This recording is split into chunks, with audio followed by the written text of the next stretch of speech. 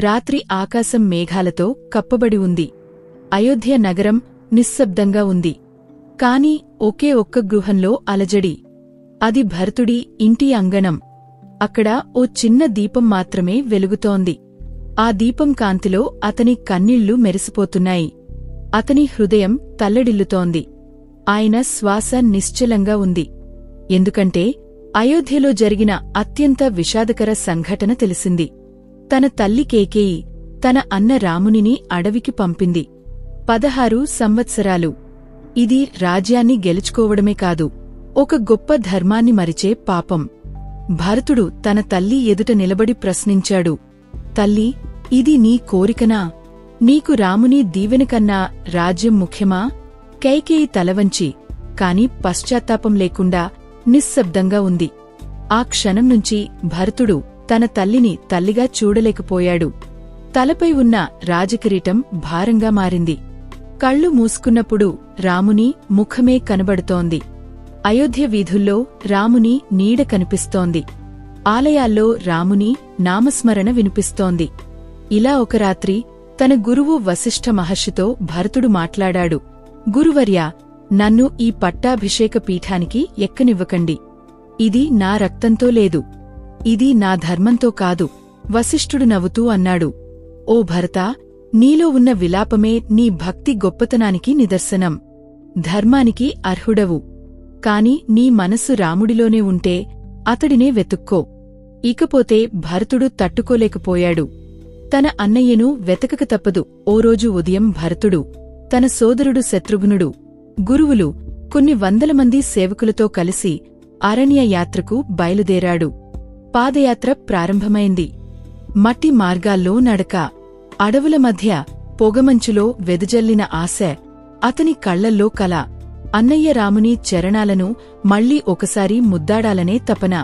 మార్గంలో వచ్చిన గ్రామాల్లో ప్రజలు చూశారు. ఓ రాజకుమారుడు చెట్ల నీడలో విశ్రాంతి తీసుకుంటున్నాడు. మట్టిమీద నిద్రపోతున్నాడు. ఆహారం లేకపోయినా అడుగునడుస్తున్నాడు. ఈయన ఎవరిని అడిగినప్పుడు వారికో మాట వచ్చింది, ఇతడు భరతుడు. రామునికోసమే సగటు ప్రాణంలా జీవిస్తున్నాడు. అలా నిమిషాలు గంటలే, గంటలు రోజులే. చివరికి చిత్తరకుటల్లో ఉన్న రాముని ఆశ్రమం సమీపానికి చేరాడు. అక్కడ రాముడు తన దినచర్యలో ఉన్నాడు. పంచవటి నదికి దగ్గరగా ఉండే ఆశ్రమంలో సీతాదేవి లక్ష్మణుడితో కలిసి ధ్యానంలో ఉన్నాడు. భరతుడు ఆశ్రమం వరకు వచ్చేసరికి కాళ్లు విరిగిపోయినట్టు అనిపించింది. ఏదో ఒక పరవశం, ఒక పావురం గూటికి చేరిన శాంతి. ఒక్క క్షణానికి ఊపిరి ఆగిపోయినట్టు. ఆయన ఆశ్రమానికి చేరినప్పుడు రాముడు కంగారుగా ఎదురుచూశాడు. భరతా, నీవెందుకు వచ్చావు? ఏం జరిగింది అయోధ్యలో?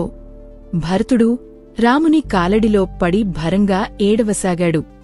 అన్నయ్యా, నా తల్లి చేసిన పాపానికి నేను బాధపడుతున్నాను. నేను రాజ్యం కోరుకోను. నీ తిరిగిరావడమే నాకు కావాలి. నీ పాదాలనే నా గమ్యం. ఆయన భుజాలు వణుకుతున్నాయి. గొంతు బరువుగా ఉంది. రాముడు మౌనంగా ఉన్నాడు. అంతలో భరతుడు చెప్పాడు, నీవు తిరిగిరాని పక్షంలో నీ పాదుకలు ఇవ్వు అన్నయ్యా. వాటినే తలపై పెట్టుకుని నేను పాలిస్తాను. కాని నేనో రాజుకాదు, నువ్వే రాజు. నీ పాదాలే అధిపతి. ఈ మాటలు విన్న రాముడు కంట్లో నీరు వచ్చిపోయింది. తన అన్నయ్యతో తమ్ముడు ఈ స్థాయిలో ప్రేమ చూపిస్తాడని అనుకోలేకపోయాడు. ఆ సమయంలో రాముడు తలవంచి తన పాదుకలను తీసి వాటిని భరతుడి చేతిలో పెట్టాడు. అవి మామూలు పాదరక్షలు కాదు. అది ధర్మానికి రూపం, ప్రేమకి ప్రతీక, త్యాగానికి నిదర్శనం. భరతుడు వాటిని తలపై పెట్టుకుని నేలమీద మోకాళ్లపై కూర్చున్నాడు. కళ్లక్రిందనుంచి నేరుగా పాదుకలు చూస్తూ చెప్పాడు, ఇవి రాముని పాదాలు. ఇవే నాకు దేవతలు. ఇవి రక్షిస్తాయి, నాకు కాదు, అయోధ్యకి. ఈ గమనాన్ని చూసిన లక్ష్మణుడు, సీతాదేవి కూడా కన్నీరు పెట్టారు. ఇక్కడ మొదలవుతుంది భరతుడి అసలైన తపస్సు. రాజ్యాన్ని అధిరోహించడం కాదు, దాన్ని రాముని పాదాలకే సమర్పించడం. పాదుకలు చేతిలో పట్టుకుని భరతుడు తిరుగు ప్రయాణం మొదలుపెట్టాడు. అతడి చూపంతా పాదాల దిశగా, అతడి మనస్సంతా రాముడి చరణాలపైనే. ఆయన ముందే నడవడంలేదు. మిగిలినవారితో మాట్లాడడంలేదు. ఆయన అంతర్ముఖుడయ్యాడు. అరణ్యంలో వర్షం పడుతోంది. చెట్లు వంపులు తిరుగుతున్నాయి. చీకటి గాలి ఆదుతోంది. కాని భరతుడికి ఒక్కటే మార్గం, అయోధ్యకు తిరిగి వెళ్లి రాముని గౌరవాన్ని, ధర్మాన్ని నిలుపుకోవడం, తన అన్నయ్య త్యాగానికి తలవంచేలా పాలించడం. పాదయాత్ర కొనసాగింది. కొన్ని రోజుల్లో అయోధ్య నగరం చేరింది. నగరంలో వేదగానం వినిపిస్తోంది. కాని ప్రజల మనస్సుల్లో వెలితి, విచారం.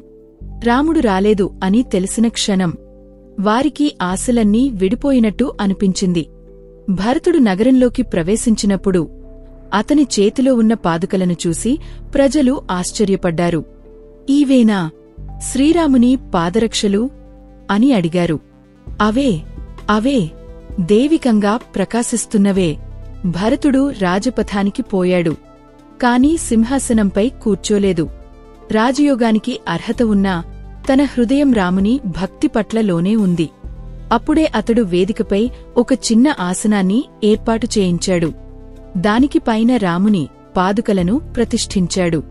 వాటికి పూలు వేసి, పుష్పాభిషేకం చేసి, దీపరాధన చేసి శిరస్సు వంచాడు. ప్రజలు తలవంచారు. వాళ్లకు అర్థమైంది, ఇక్కడిది త్యాగపు పాలన. ఇక్కడ రాజు భరతుడు కాదు, రాముడు. ఆ రోజునుంచి భరతుడు రోజూ ఉదయం సూర్యోదయానికి ముందే లేచి పాదుకల అభిషేకం చేసేవాడు. పాలనా నిర్ణయాలు తీసుకునేటప్పుడు ముందుగా ఒక పూజ, ఓ ప్రశ్న, రామా, నీ ఇష్టమే నా ఆజ్ఞ. ఆయన చేతిలో అధికారం ఉన్నా హృదయంలో పరిపాలన లేదు. దైవానికి ఆజ్ఞ ఇచ్చే స్థానం తనది కాదని తెలిసిన వ్యక్తి భరతుడు. అయోధ్య ప్రజల మౌనం మారింది. అందరికీ ఇది ఒక కొత్త స్వరూపం. రాముడు లేని పాలన, కాని రాముడు లాంటి పాలన. ప్రజలు ప్రశాంతంగా ఉండేరు. అన్యాయం అణిగిపోయింది. ధర్మం బలపడింది. రాజ్యంలో ఎవరికీ బాధలేదు. ఒకప్పుడు ఒక్కోసారి ప్రజలు వచ్చి ఇలా అన్నారు, రాజా, మీ పాలన అద్భుతం. కాని మీరు ఎందుకు ఎప్పుడు కింద కూర్చుంటారు? భరతుడు నవ్వి అన్నాడు, నేను కూర్చున్నది నేలమీదే కాని నాకన్నా ఎత్తుగా ఉన్నవి రాముని పాదాలు. ఆ స్థానం నాకది కాదు, అది మొదలు. అతడి జీవితం పూర్తిగా పాదుకల చుట్టూ మారిపోయింది. ఆయన భోజనం మట్టిమడిలో, ఆహారం తక్కువ, వస్త్రధారణ క్షీణంగా ఉంటుంది. వాడు రాజులా కనిపించడు, కాని నిజంగా మాత్రం వాడు ధర్మాధిపతి. ఒకసారి ప్రజలలో చర్చ మొదలైంది. ఈ భరతుడు నిజంగా తమ్ముడా, లేక తపస్వియా? ఈయన జీవితం చూసి మనసు కదిలిపోతుంది. అలా ఒకరోజు రాత్రి, ఒక పూర్వాషాఢ నక్షత్రవేళ ఓ భరతుడు తన గదిలో నివాళి అర్పిస్తూ పూజలో లీనమయ్యాడు. ఆయన కళ్ళెదుటే ఒక వెలుగు కనిపించింది. ఒక శుభశకునం. ఆకాశంలో ఒక తేజఃపుంజం ఓడిపోయింది. అతను నిలబడి పాదుకలను చూశాడు. అవి స్వల్పంగా ప్రకాశిస్తున్నట్టు అనిపించింది. ఒక చిన్న వెలుగు, ఒక మార్గదర్శనం. ఆ క్షణం భరతుడు గుండెల్లో భావోద్వేగం తొలకరిలా పుట్టింది. రామా, నీ పాదాలే నాకు దారి, నీ చరణాలే నాకు శ్వాస. అక్కడే మొదలైంది పాదుకల పాలనలో దైవిక సూచనల ప్రారంభం. భరతుడి తపస్సు దేవతలు స్వీకరించారు. ఇకమీదట భరతుడు ఏ నిర్ణయం తీసుకున్నా పాదుకలు ప్రత్యక్షంగా సమాధానం ఇచ్చేవి. దేవతా స్వరూపంగా. ఇది ధర్మానికి ఒక కొత్త స్వరూపం.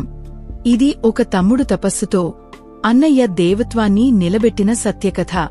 భరతుడు తన పాదుకల త్యాగ జీవితం కొనసాగించాడు. ప్రజల మధ్య అతడి పేరు మరింత ప్రఖ్యాతి చెందింది. భక్తిగా, ధర్మాధిపతిగా ఆయన అందరినీ ఆదర్శంగా నిలబెట్టాడు. భరతుడి ఆధ్యాత్మిక తపస్కు దేవతలు సైతం ఆశీర్వాదాలు జల్పించాయి. ఒకరోజు వాయువు దేవుడు, వరుణుడు వరాల వర్షం తీసుకుని అయోధ్యలోకి వచ్చాడు.